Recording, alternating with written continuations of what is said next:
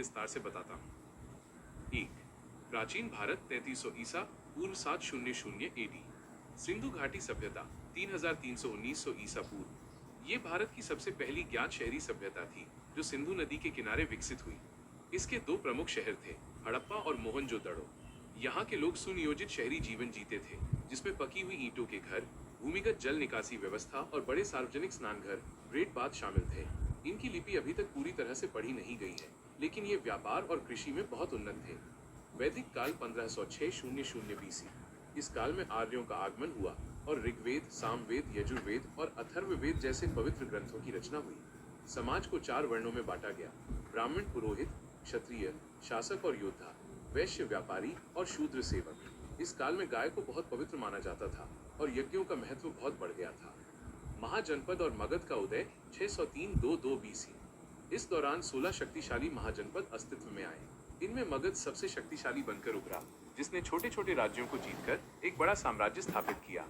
बिंबिसार और अजातशत्रु जैसे राजाओं ने मगध की शक्ति को बढ़ाया। इसी काल में महावीर स्वामी जैन धर्म और गौतम बुद्ध बौद्ध धर्म जैसे महान धार्मिक विचारकों का जन्म हुआ, जिन्होंने समाज में क्रांति ला दी। मौर्य साम्राज्य 322-185 बीसी। चंद्रगुप्त मौर्य ने नंद वंश को समाप्त करके मौर्य साम्राज्य की नींव रखी।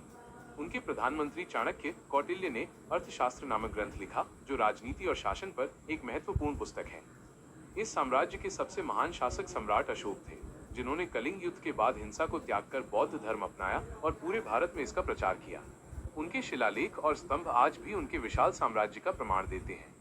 गुप्त साम्राज्य 320-550 एडी। इस काल को भारत का स्वर्ण युग कहा जाता है। चंद्रगुप्त I, समुद्रगुप्त और चंद्रगुप्त II इस वंश के प्रमुख शासक थे। इस दौरान कला, विज्ञान, साहित्य और गणित में अभूतपूर्व प्रगति हुई। आर्यभट्ट ने शून्य और दशमलव प्रणाली का आविष्कार किया और कालिदास ने अभिज्ञान शाकुंतलम जैसे महाकाव्य लिखे। अजंता और एलोरा की गुफाओं में बनी कलाकृतियां इसी काल की देन है। 2. मध्यकालीन भारत 700-1857 ईस्वी।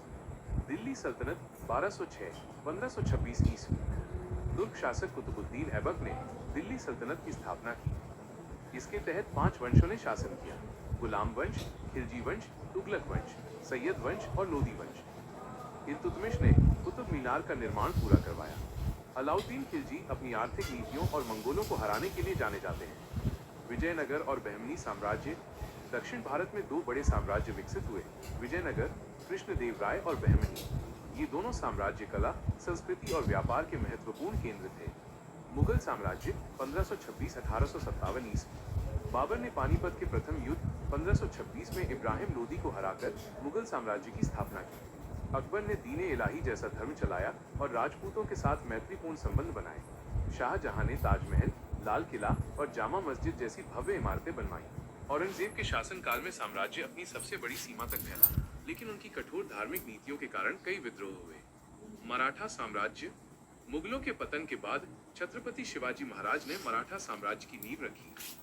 गुरिल्ला युद्ध नीति गेरिला वॉरफेयर में कुशल शिवाजी ने मुगलों को कड़ी चुनौती दी और एक मजबूत हिंदू साम्राज्य की स्थापना की। 3. आधुनिक भारत 18वीं शताब्दी वर्तमान। यूरोपीय कंपनियों का आगमन। 18वीं शताब्दी तक पुर्तगाली, डच, फ्रांसीसी और ब्रिटिश व्यापार के उद्देश्य से भारत आए। ब्रिटिश ईस्ट इंडिया कंपनी ने अपनी सैन्य शक्ति का उपयोग करके धीरे धीरे पूरे भारत पर नियंत्रण कर लिया। प्लासी का युद्ध 1757 और बक्सर का युद्ध 1764 इसमें महत्वपूर्ण थे। ब्रिटिश राज 1858-1947। 1857 के सिपाही विद्रोह के बाद भारत सीधे ब्रिटिश ताज के अधीन आ गया। इस दौरान अंग्रेजों ने रेलवे, डाक और शिक्षा प्रणाली का विकास किया, लेकिन उनका मुख्य उद्देश्य भारत के संसाधनों का शोषण करना था। भारतीय स्वतंत्रता संग्राम।